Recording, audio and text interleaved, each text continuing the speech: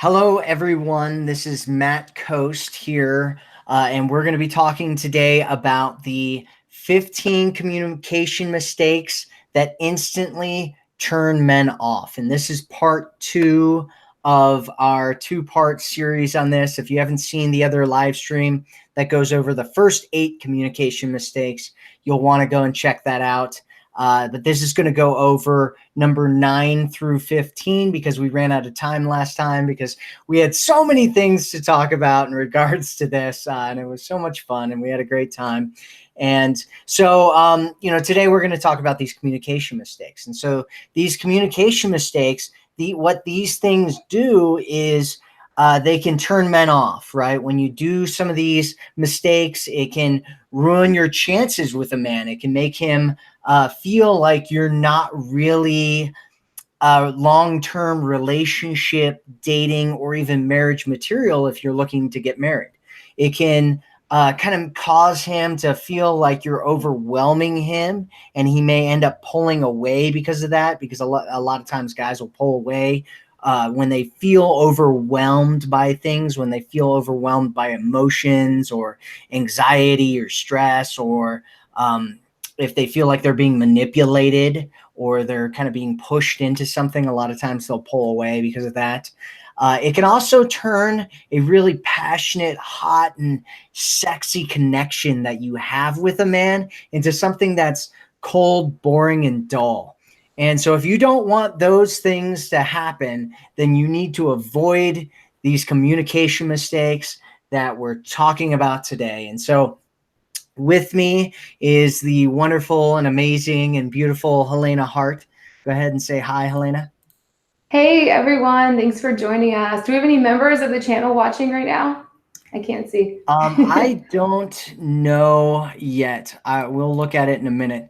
But let's get started into these communication mistakes, because I know a lot of people are like, you need to just get started when you start. There's a lot of complaints about that. So, yeah. Do you know what let's go. So we're starting on number 9. Like we said, this is part 2. We're starting on number 9, and number 9 is going into convincing mode.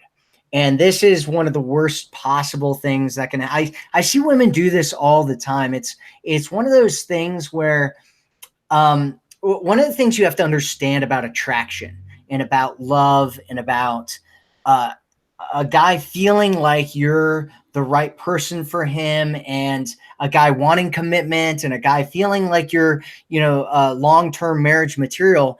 All of that stuff is not logical. A lot of women make the mistake of thinking that she can convince a man that they're perfect for each other. And that's the wrong way to go about things, because if he isn't feeling it emotionally, if he feels it emotionally, he'll talk himself into it. Like red flags that you might have that come up in front of him, a lot of times, a lot of men will ignore that stuff. And I've seen it happen over and over and over again. They'll ignore that stuff. They'll ignore flaws that you feel like you have, right? Or issues that you feel like you have, or vulnerabilities that you feel like you have. Sometimes he'll ignore it. Sometimes that will actually become things that he really likes about you and really falls in love with you about. And so convincing is the wrong way to go about doing it, right? You have to connect with his emotions. And if you're convincing him, like you're trying to convince him that you're perfect for each other, or you're trying to convince him that you're really valuable to him, and you do all these things to show him that you're really valuable to him, those are they actually lower your value. They actually make him, because if you're a high value woman, if you're a woman who really gets your value, you don't have to convince a man, because you know your value, right? It seems like kind of a paradox, but it's reality. Did you want to say anything about that, Helena? Yeah, I mean, I always talk about the dangers of not going into convincing mode. Sorry that I'm losing my voice, by the way. Hope it's not too bad. I get it too, though. I totally understand. It's like you like a guy, and we can't help it. Sometimes we unintentionally sometimes put him on a pedestal in our minds and in our hearts. And when we do that, we almost can't help it. We feel this urge to like go after him, like almost like make him the goal or the prize in our mind. And that's when we can step into convincing mode. And just like Matt said, there's nothing you can say to logically convince your way into a man's heart. He has to be feeling it for you on a deep kind of gut level. Men really follow their instincts when it comes to attraction and relationships. So anytime you feel like you're trying to prove yourself to a man or win him over, like win his love in some way, you are going the wrong direction. You want to really pull back on that, because just like what Matt was saying, if you truly know your value, you don't have to like say that or do something to show it to a man. He's just going to see it all on his own. Like no convincing will be needed when you're with the right guy. Absolutely. It's true. It's true. One of the things that we talk about we actually talked about in another live stream was when things are going, like if a guy really feels it for you, it's actually really difficult to mess things up, right? You can say all kinds of stupid things and the guy's just like, he's like, whatever. Maybe he thinks it's cute or, you can get away with a lot when he feels it for you. If he doesn't feel it for you, it's going to be really hard to get away with anything, and trying to convince a man isn't going to help your case in any way. So let's move on to number 10. So if you're here with us right now, make sure that you say hi. We love it when you say hi to us. And if you have if you are a member and you have a question about your situation, go ahead and ask your question. If you're not a member and you have a question and you want to ask a question about your situation and have us answer it, you have to become a member in order for us to answer your question. So, hello, everybody. Hello. All right. Let's move on to number 10. So number 10 is initiating conversations about the relationship constantly. Did you want to talk about this one, Helena? Yeah, I love this topic. I wrote a whole article, probably several articles on this topic. When we start to feel as women, when we feel anxious about where we stand with a man or where the relationship's going, we can sometimes get this intense urge to like lean forward and initiate a talk about the relationship. And what I've really found just working with so many women all around the world is that you really don't have to talk about the relationship as much as we think that we do. Sometimes the less you talk about the relationship, especially at the beginning, the better, especially asking him how he feels about you. Just keep in mind from the last one, a super high value woman that knows her value, knows this guy is interested, wouldn't need to do some of these things. So just catch yourself when you feel this urge to initiate conversations about the relationship. It's one of the biggest mistakes I see women make. Rather than like creating the relationship and creating these really good feeling moments with a man, they want to like talk about the relationship endlessly, and that can really cause a man to like shut down. Of course, it's fine to talk about the relationship sometimes, but it's all about where we're coming from. Sometimes it's the way we instinctively go about it that really turns a man off. Right, Matt? Yeah, it's not only that too. It's there's a lot of other things that go around kind of this topic. A lot of times women are like, I want to know where I stand with a guy, and I gotta, ask him and figure this out. And there's actually a question in our community a couple days ago where a woman was asking, like, I guess she asked a guy, like, what is she to him, right? And she asked it, and they like haven't even ever gone on a date before, and it was really, really interesting, because what you really want to do, I mean, there's there's words and there's actions, and we talk about this a lot. Oh my God. Sorry, Leo is just joining my cat. Sorry, that scared me Hey, really Leo, quick. what's up? And so, there's words and there's actions. And so the words are like, a man can say things to you, right? And if you ask him certain things, he can say things to you. And there's a way that he's going to behave. And sometimes you want to listen to what he's saying, and sometimes you want to listen to what he's doing. And it kind of depends on the situation, right? If you're asking him, if you're feeling like you need to ask him where you stand with him, that is a time when you should be looking at his behaviors, right? So if he's acting like he wants to create something with you, that's a good sign. If he's not acting like he wants to create something with you, that's a bad sign. And it can also depend on when or what he said in the past, right? So we get women all the time who say, well, this guy's acting, like he's really interested in me, but he told me from the beginning that he's not interested in anything long term, and that he doesn't want, and he feels like I'm too good for him, or he feels like, he's not ready for a relationship. And in that case, that's when you want to listen to what he's saying.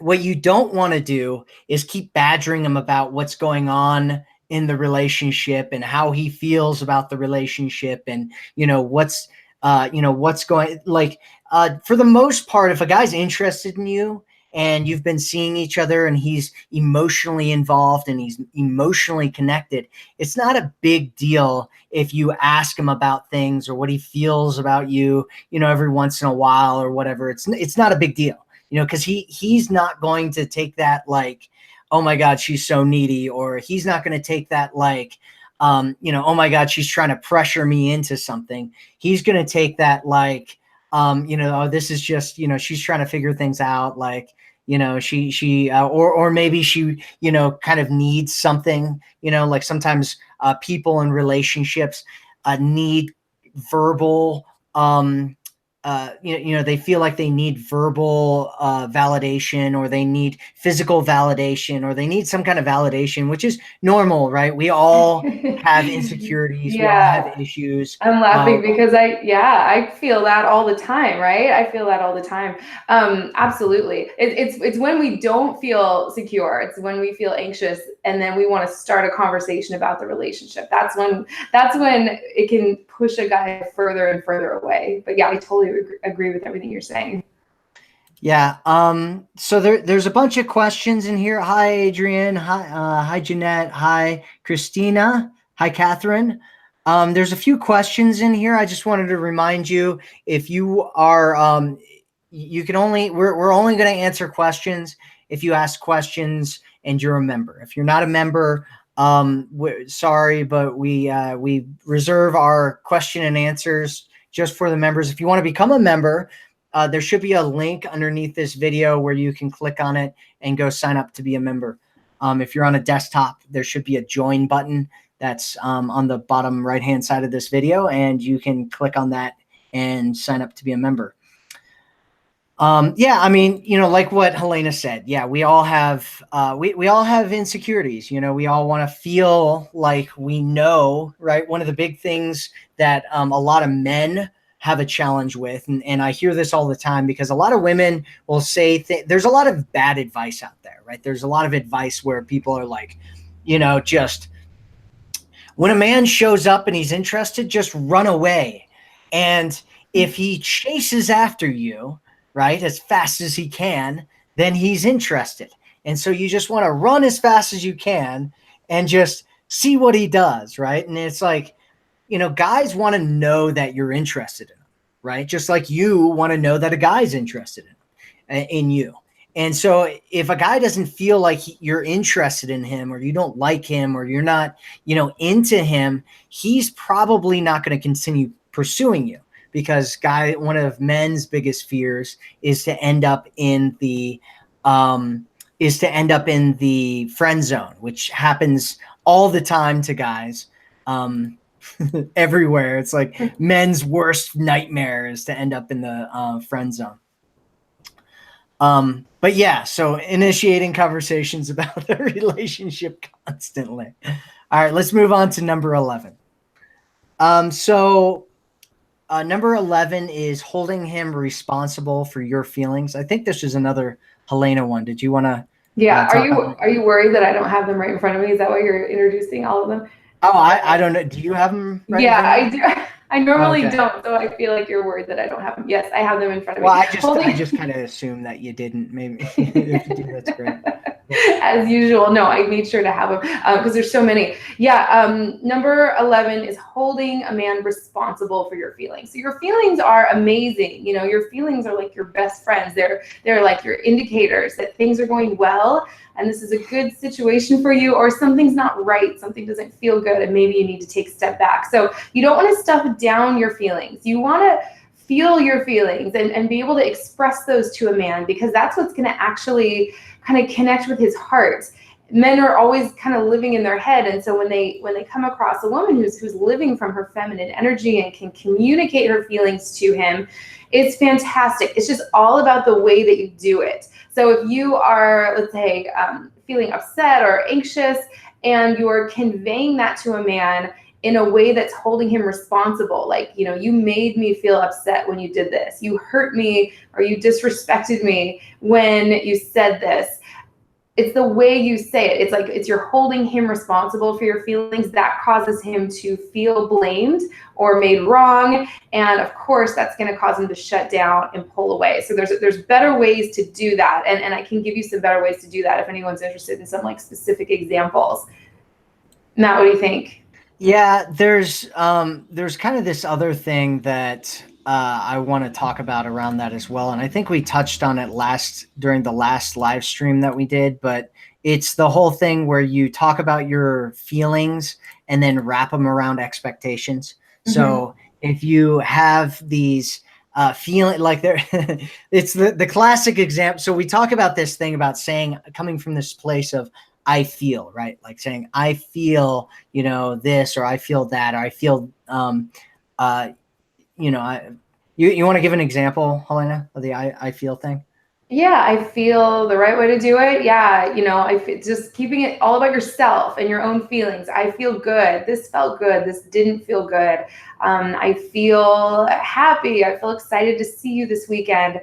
You know, hearing those words didn't feel good right now. Is there a way that we can talk about this that feels better? Would be way better than saying, you know, you hurt me or you really disrespected me when you made that comment. So it's different ways of going about it, right? Well, and what the mistake is that we hear a lot from women is they try to take these feeling statements of the I feel good, or I feel, you know, happy, or I feel sad, or whatever, and they try to wrap it around the expectations, or they try to turn it into a sentence that has nothing to do with feelings, like I feel like you're an idiot, you know, or I feel like, you know, you're really a disrespectful man and you don't deserve, you know, and you're like, whoa, whoa, whoa, just because you said I feel at the beginning of it doesn't mean that it's actually a feeling statement, right? And then Right. you wrap Yeah. this other thing around it and I you're like, feel that you should call me more. yeah, It's I not a feel like feeling, you right? need to stop being such an idiot when you talk, you know, it's like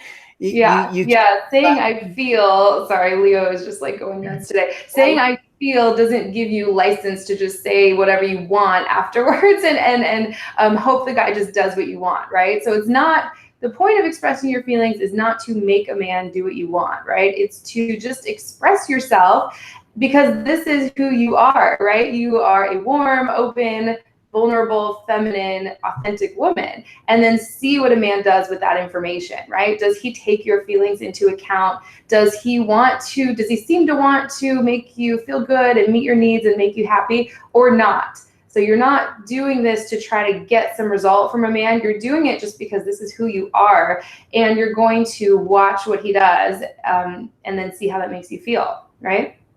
yeah, absolutely. So do you want to go over the next one, Yeah, please? you know what? The next one actually goes along with this one. It's number 12, making a man wrong, right? And it can be easy to do this, making him wrong, like blaming him, even on a subtle level. And Matt, you probably have more to say about this one than I do, actually. But anything that makes a man feel like he can never do anything right, like whatever he does is never enough. And of course, this is not about just like, you know, coddling a man's ego and walking on eggshells, because that'll do a lot of damage in the relationship too. It's about constantly making a man feel like he's not good enough, he can never do anything right, or make you happy or meet your needs. If a man starts to feel like it's a real uphill battle trying to make you happy, he's not going to see you as someone he wants to be with long term, right? Well, and it's also, it's one of those things, there's a bunch. I do have a lot of things that I could sit here and talk about around this, and there's a lot of confusion around this whole topic. There's a lot of confusion around all these topics, which is why we're talking about them, is because there's just constant confusion about it, right? There's this confusion around this idea of making a man wrong. And we created, actually, Helena did a video. It's actually the most watched video on our channel. I think it's got like 500 or 600,000 views on it. And it's like this video that talks about, if you meet a guy that's got these qualities, then, never let him go, or something like that. And there's a whole bunch of guys that got on there. I mean, just hundreds of thousands of guys ended up watching this video for whatever reason. And the one thing that they took more than anything out of the entire thing was finding a guy that doesn't make, it was like, he doesn't make you wrong, or he's not always trying to be right, or something like that. And everybody took that and they're like, oh, all these guys were on there like, well, if I'm right, I'm not going to tell her that she's right, and it's like, well, that's not what we're saying. And Yeah. I think one of the challenges with a lot of this stuff is that we'll say something. There was even an instance in our Facebook group the other day where I posted a quote. It was like this quote. I can't remember exactly what it was, but it said something on the quote. And everybody that there was like 15 people that commented under the quote, and they totally misinterpreted the quote and made it say something completely different. And like at the bottom of it, I was like, whoa, that's not what this quote says at all. Like, try going back and rereading the quote, do it slowly, and just actually read the words and take the words for what they say. And it's hard for us to do. Like, we all have our own preconceptions, preconceived notions, our own beliefs, our own filter, our own way of looking at the world through our own goggles, right? And a lot of times, instead of seeing reality, or seeing the truth, or seeing what people say, or hearing what people say, we hear what we either want to say, or what gets filtered through that perception that we have. And instead of actually connecting with a person, or connecting with advice that's coming to us, because I do it as well. I do it all the time. I actually have to check myself and make sure that I'm actually reading what people say a lot of times, because a lot of times I'll, my own issues will start popping up over my eyes, and I won't read things the way that they were said because of my own perceptions. And so, one of the things that we're not saying here is, we're not saying that you should tell men that they're always right. We're not saying that you should always be wrong. We're not saying that, anything in the between, where men are wrong and women are right, or men are right and women are wrong, any of that stuff. We're not saying that. What we're saying is not to make a man wrong all the time and constantly attack him, or try to make him or trying to pretend like you're right all the time, and attack it, because I personally have seen this in tons of different relationships with my parents. This was actually something that came up with my dad and my stepmom a couple weeks ago when I was over there, and they it was like they started talking about politics, and I won't talk about exactly what they're talking about in terms of politics, but it was like they couldn't see eye to eye. And politics is a really energized topic, but they couldn't have a normal conversation about politics, because they were both so attached to their point of view being right that they couldn't even talk about it. They couldn't even bring up the subject without one person getting really angry and the other person getting really defensive, and then, attacks flying. And that's, maybe I've gone off topic here, but making him wrong all the time, because you feel like you need to be right or whatever, and I hear it in our forum all the time. There's a woman that said it the other day, when we were talking about nice guys, right? And there was a woman that's like, oh, this is what happened. Was she said that, a lot of, um, uh, like, oh, she said, what's wrong with men? Why don't they like nice women? And I said something like, it's the same thing with how men think about women. They're like, why don't women like nice men? What's wrong with them? And she said, oh, men are always wrong and women are always right. That's why.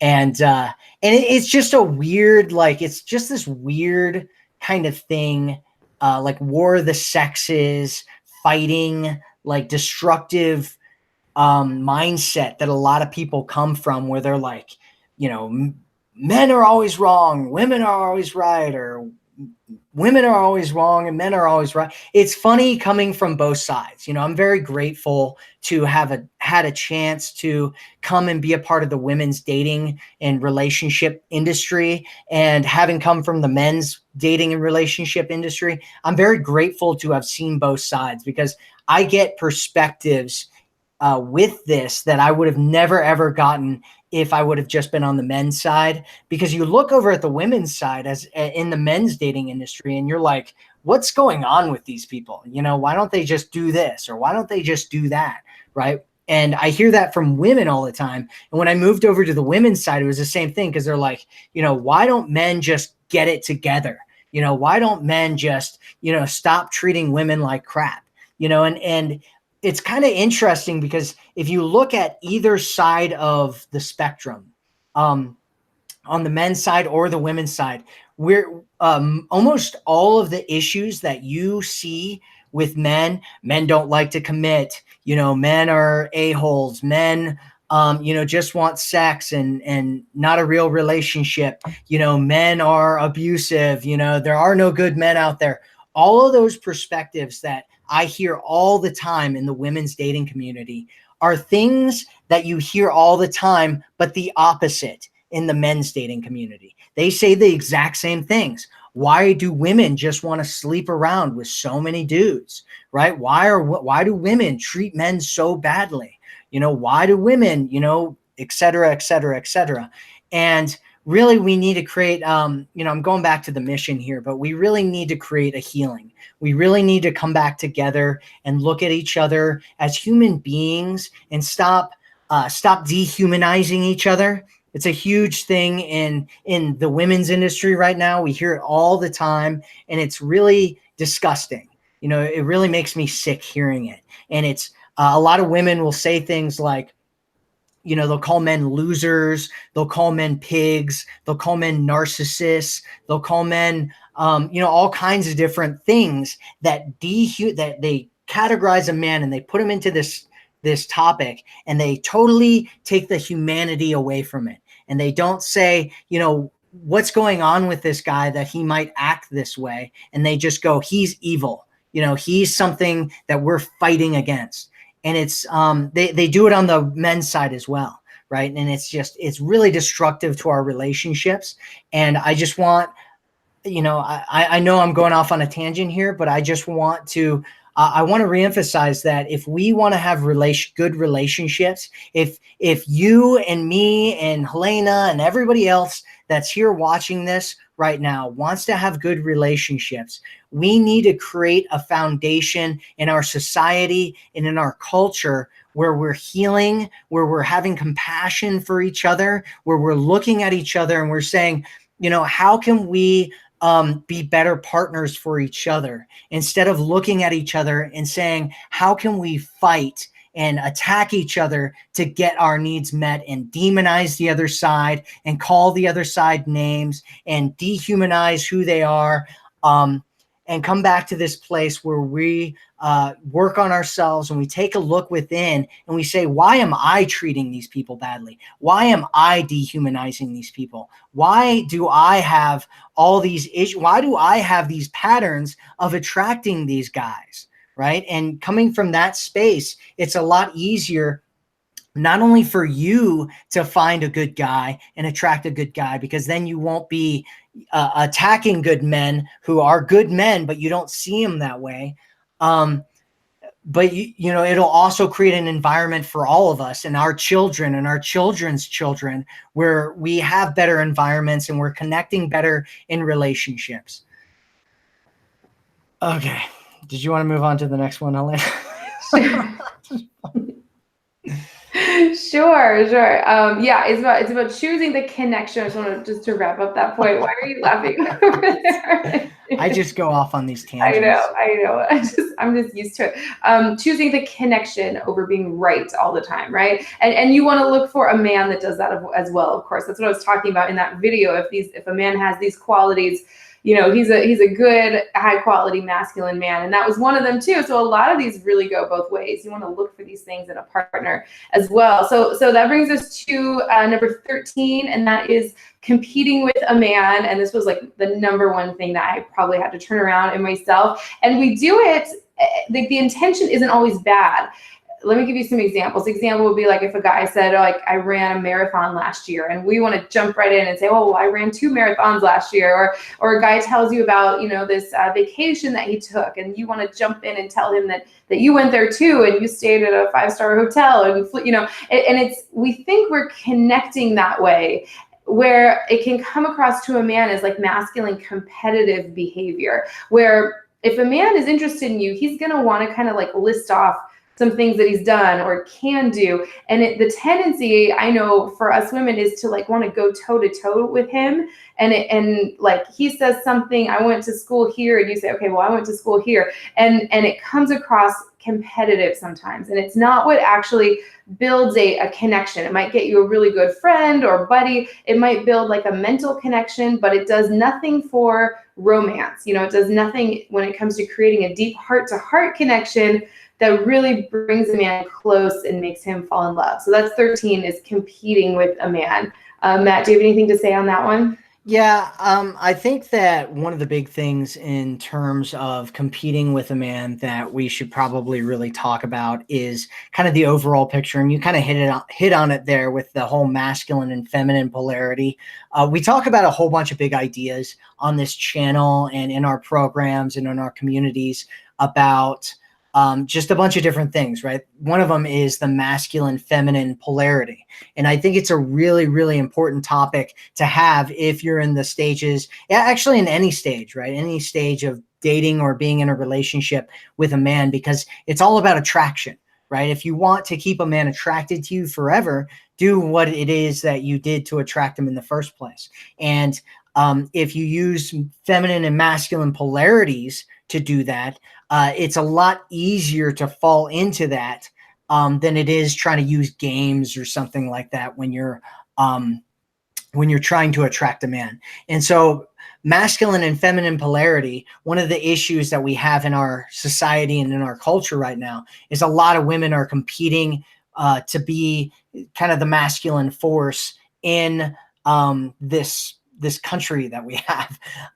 There's, you know, a lot of people, a lot of women that want to, and sometimes it's not about that, right? A lot of times it's not about that. A lot of times it's about going to work and being successful in your workplace, and knowing that in order to be successful in your workplace, you have to take on kind of stepping into your masculine role, and, you know, going after things, and, you know, setting goals, and, you know, being really driven and focused on something. And there's nothing wrong with that. There's nothing wrong with that at all. And at the same time, when you're around men, if you want to attract a masculine man, he doesn't want to compete to be the man of the relationship. He doesn't want to date somebody who's masculine unless he's really into his feminine, and he's really into his emotions and stuff like that. If he is into that stuff, it could be a good, I have friends, I have a few friends actually who are guy friends that are married to women that are very, very masculine, and it's not a big deal. It's not necessarily a big deal. There are some challenges that they have that a lot of normal relationships don't have, right? Because a lot of times they're both competing for kind of leading the relationship, or being the breadwinner, or whose work is more important than the others, or in one of the cases, who's taking care of the children on a regular basis. And so there's a lot of challenges with that. And but if you're looking to attract a guy that's not quite as masculine, and maybe he's masculine on the outside, but he steps into his feminine energy a lot in relationships, it could be a good tactic. If you want a masculine man, though, stepping into your feminine, the more you step into your feminine, the more the polarity is between the man and you, the more attraction there is there, the more he feels like he, just, is totally deeply in love with you. So there's that. Competing with a man. So that's number 13, competing with a man. I'm glad there wasn't a big tangent for me to run off on there.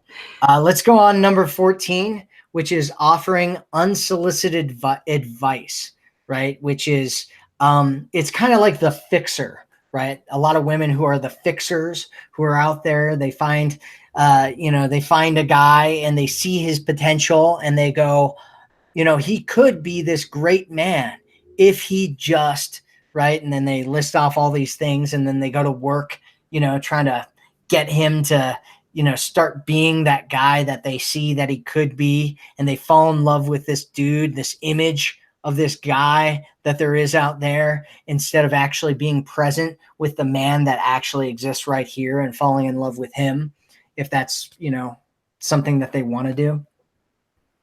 And so a lot of times what women do is they talk about what a guy should be doing, and they, start shooting at him, or they start putting a lot of a pressure on him to start doing things differently, or they'll call him out on things all the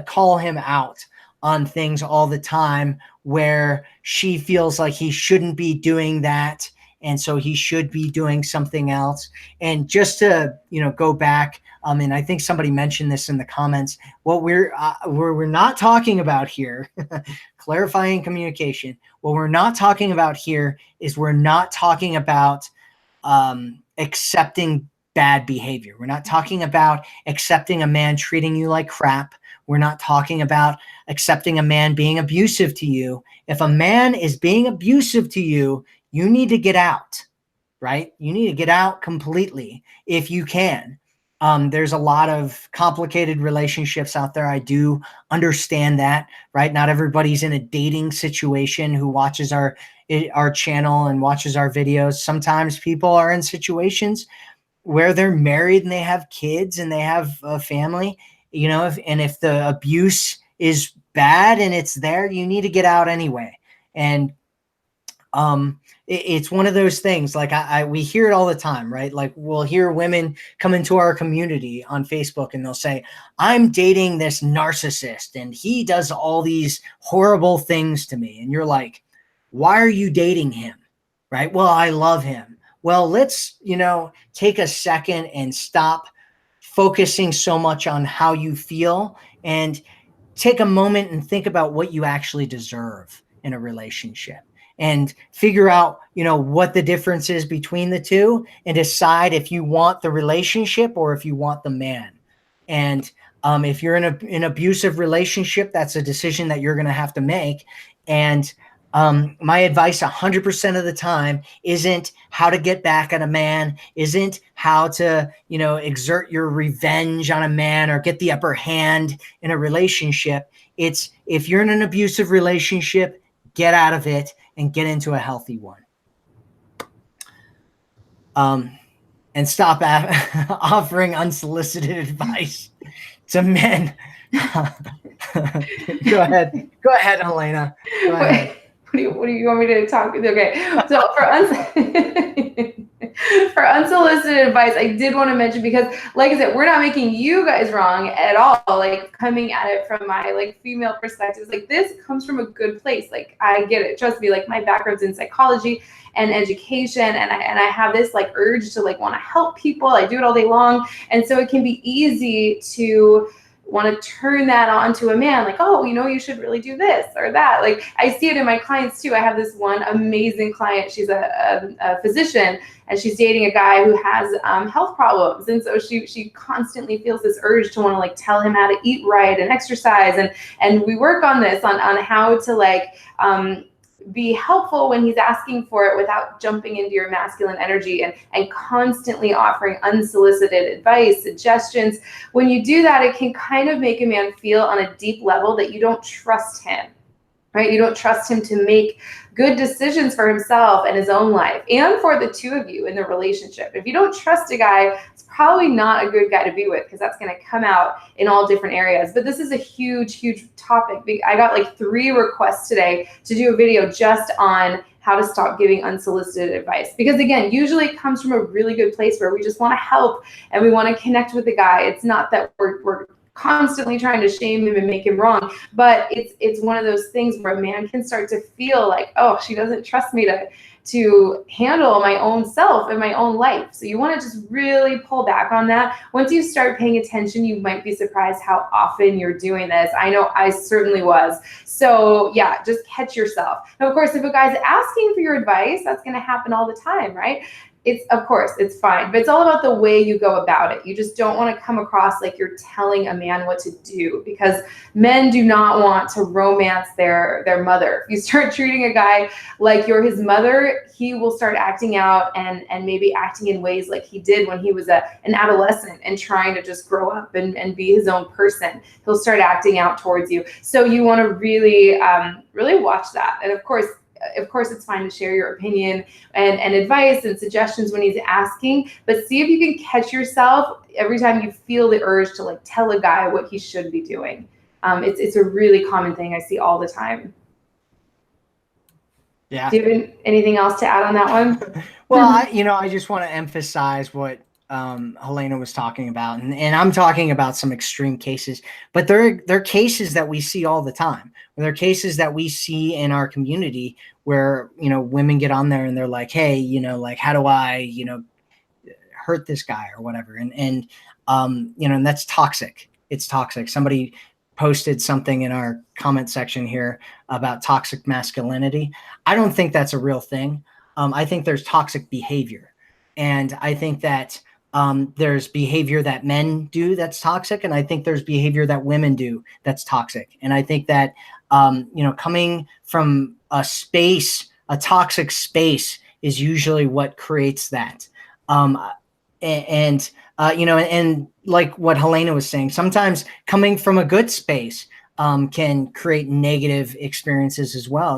Can create things if he's coming from a space where he doesn't, he doesn't feel like he really loves himself, or he doesn't really feel like he's worthy to be in a good relationship. He can take things that you say that were totally nice and happy things and turn them into something that's really, really bad.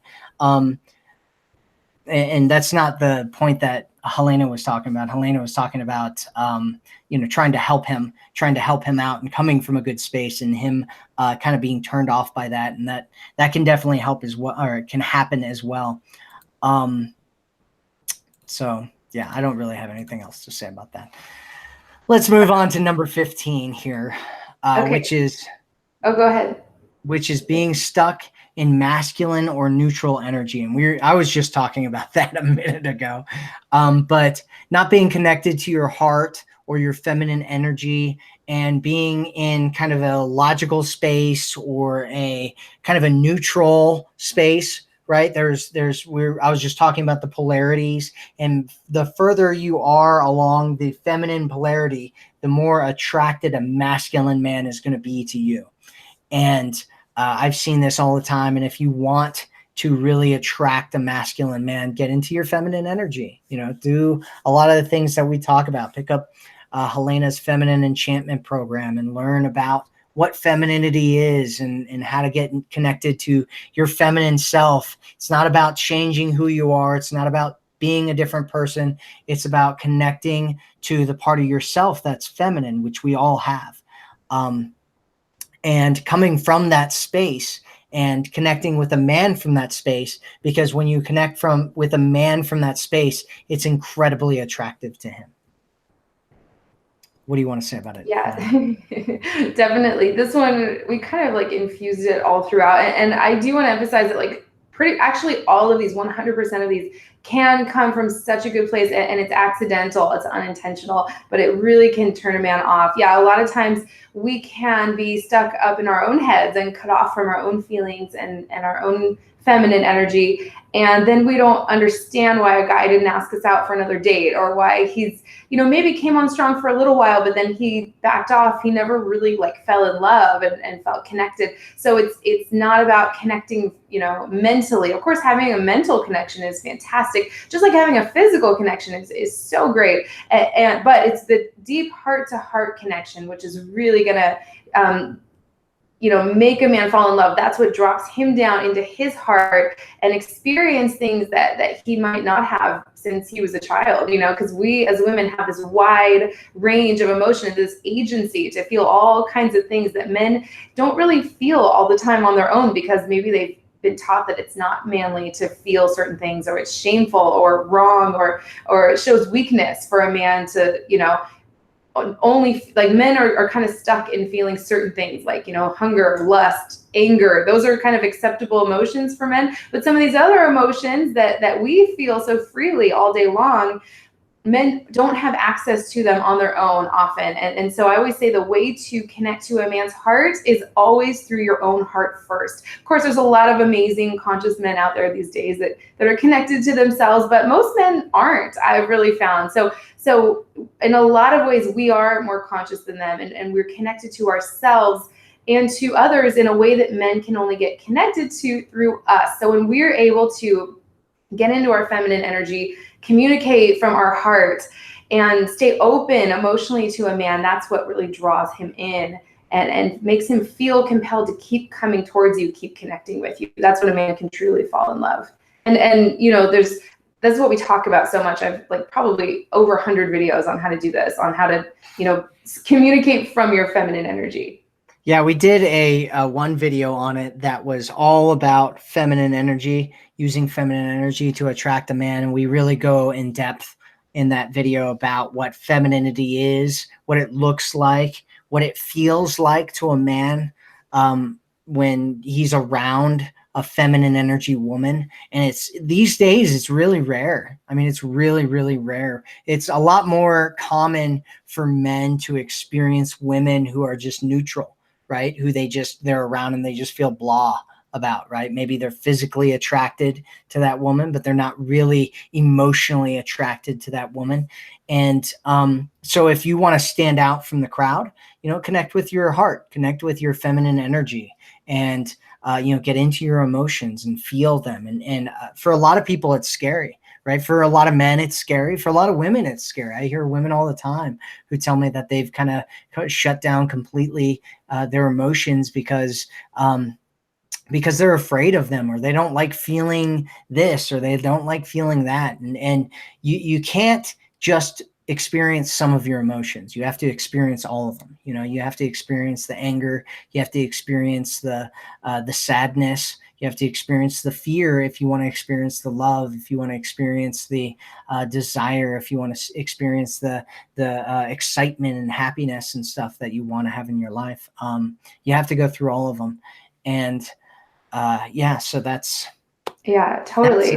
I totally agree. Yeah, if you're cut off from one feeling, you're cut off from them all. So it's kind of the running away from the fear, running away from the strong emotions that can keep us stuck in our masculine energy, which is what we're talking about here, and keep a man at arm's length, or keep him at a distance where he just feels, like Matt said, he might be physically attracted to you, but there's something that's like blocking him from coming close, or really preventing him from truly falling in love and wanting to commit to a real relationship. Yep, for sure.